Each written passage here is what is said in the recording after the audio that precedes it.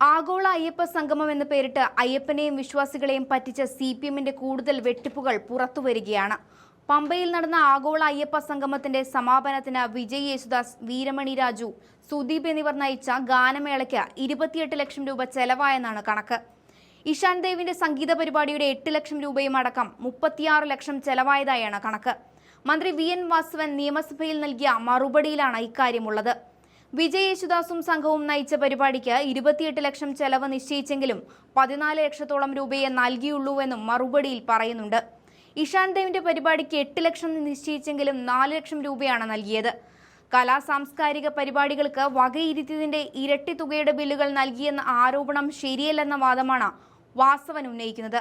വാസവൻ പറഞ്ഞത് ഇങ്ങനെയാണ്: നന്ദഗോവിന്ദത്തിന് അസൗകര്യമുള്ളതിനാലാണ് ഇഷാൻ ദേവിന്റെ പരിപാടി നടത്തിയത്. നന്ദഗോവിന്ദം ഭജൻസ് അവതരിപ്പിച്ചെന്ന് രേഖപ്പെടുത്തിയത് ഇവന്റ് മാനേജ്മെന്റ് ഗ്രൂപ്പായ ഇന്ത്യൻ ഇൻസ്റ്റിറ്റ്യൂട്ട് ഓഫ് ഇൻഫ്രാസ്ട്രക്ചറിന്റെ പിഴവാണ്.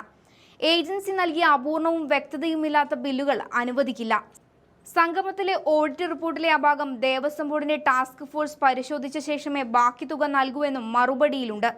അയ്യപ്പ സംഗമത്തിന് കേരള ബാങ്ക് സ്പോൺസർ ആയിരുന്നില്ലെന്നും മന്ത്രി പറയുന്നുണ്ട്. സ്പോൺസർഷിപ്പ് ഇനത്തിൽ കേരള ബാങ്ക് പണം നൽകിയിട്ടില്ല. കേരള ബാങ്ക് സ്പോൺസർഷിപ്പ് ഇനത്തിൽ തുക നൽകിയിട്ടുണ്ടോ? സ്പോൺസർഷിപ്പിന് ദേവസ്വം ബോർഡ് സർക്കാരിനെ ഏതെങ്കിലും മുഖേന ബന്ധപ്പെട്ടിട്ടുണ്ടോ എന്നീ ചോദ്യങ്ങൾക്കെല്ലാം ഒരേ മറുപടിയാണ് മന്ത്രി പറയുന്നത്: തുക നൽകിയിട്ടില്ല. ഈ ഒരൊറ്റ വാക്കിൽ ഉത്തരം പറയുകയാണ് ദേവസ്വം മന്ത്രി. അയ്യപ്പ സംഗമത്തിന്റെ അന്ന് രാത്രിയിൽ 3000 പേർ ഭക്ഷണം കഴിച്ചെന്നാണ് കണക്ക്. എന്നാൽ 500-ൽ താഴെ ആളുകൾ മാത്രമാണ് ശരിക്കും ഭക്ഷണം കഴിച്ചത്. സംഗമം ദിവസം ഉച്ചയ്ക്ക് 5000 പേർ കഴിച്ചതിന് 8.5 ലക്ഷം ചെലവായെന്ന് കണക്കിലുണ്ട്. എന്നാൽ അയ്യപ്പ സംഗമത്തിൽ ആകെ 4000 പേർ മാത്രമാണ് എത്തിയതെന്ന് സർക്കാർ പറയുന്നുണ്ട്. അയ്യപ്പ സംഗമത്തിന് 2 കോടിയുടെ സ്പോൺസർ ആരെന്ന് കണ്ടെത്താൻ ഇതുവരെ കഴിഞ്ഞിട്ടില്ല. ദേവസ്വം മുൻകൂർ നൽകിയ 2 കോടി തിരിച്ചടച്ചിട്ടുമില്ല.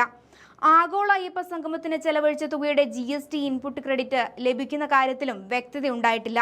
ഇത് സ്പെഷ്യൽ കമ്മീഷണറുടെ റിപ്പോർട്ടിലുള്ളതാണ്. ഹോട്ടൽ ബില്ലുകളിൽ പലതിലും GST നമ്പർ ഇല്ല. അതിനാൽ ഇൻപുട്ട് ക്രെഡിറ്റായി കിട്ടേണ്ട തുക വാങ്ങാനുമാകില്ല. കലാപരിപാടികൾക്ക് എസ്റ്റിമേറ്റിനേക്കാൾ കൂടുതൽ തുകയും ചെലവായിട്ടുണ്ട്. VIP ഏരിയയിൽ ഭക്ഷണം വിളമ്പിയതിന് കണക്കിൽപ്പെടാത്ത തുക ചെലവിട്ടുവെന്നും റിപ്പോർട്ടിൽ പറയുന്നു. 2 ലക്ഷത്തിനുള്ള കലാപരിപാടികൾ തീരുമാനിച്ചെങ്കിലും 8 ലക്ഷമാണ് ചെലവാക്കിയത്. VIP-കളുടെ ഭക്ഷണ വിതരണ ചെലവിലും കണക്കില്ല. മരാമത്ത് പണികൾ നൽകിയത് ടെൻഡർ ഇല്ലാതെയാണ്. കൈകാര്യ ചെലവിനായി 10% അധിക തുക ഏകപക്ഷീയമായി കരാറുകാർക്ക് അനുവദിച്ചിട്ടുണ്ട്. ഇനം തിരിച്ചുള്ള ചെലവ് ഉപകരാർ ഏറ്റെടുത്തവർ നൽകിയില്ല. അതിനാൽ കൃത്യമായ കണക്ക് പരിശോധിക്കാനായില്ലെന്നും റിപ്പോർട്ടിൽ പറയുന്നുണ്ട്. CPM ഭരിക്കുന്ന കാലത്ത് മുഖ്യമന്ത്രിയുടെ ഓഫീസിനും കാറിനും തുടങ്ങി ഓരോ സംവിധാനങ്ങൾക്കും ലക്ഷക്കണക്കിനാണ് ചെലവാക്കുന്നത്. ഈ കണക്കുകൾ സാധാരണ ജനങ്ങളും തിരിച്ചറിയുന്നുണ്ട്. അയ്യപ്പനെ ചതിച്ചും വിശ്വാസികളെ കബളിപ്പിച്ചുമാണ് CPM ഓരോ പദ്ധതികൾ മെനയുന്നത്. നിയമസഭാ തെരഞ്ഞെടുപ്പ് അടുത്തിരിക്കെ CPM-നേറ്റ കനത്ത തിരിച്ചടികളിലൊന്നാണ് ആഗോള അയ്യപ്പ സംഘവുമായി ബന്ധപ്പെട്ട് പുറത്തുവരുന്ന ഈ കണക്കുകൾ. മുഖ്യമന്ത്രിയും CPM-ഉം പണം ധൂർത്തടിച്ച് കേരളത്തെ വഞ്ചിക്കുകയാണെന്ന് മലയാളികൾ തിരിച്ചറിയുകയാണ്. ഈ തെരഞ്ഞെടുപ്പ് ഫലത്തിലെ CPM വോട്ടിനെ ഈ കണക്കുകൾ പ്രതികൂലമായി തന്നെ ബാധിച്ചേക്കും.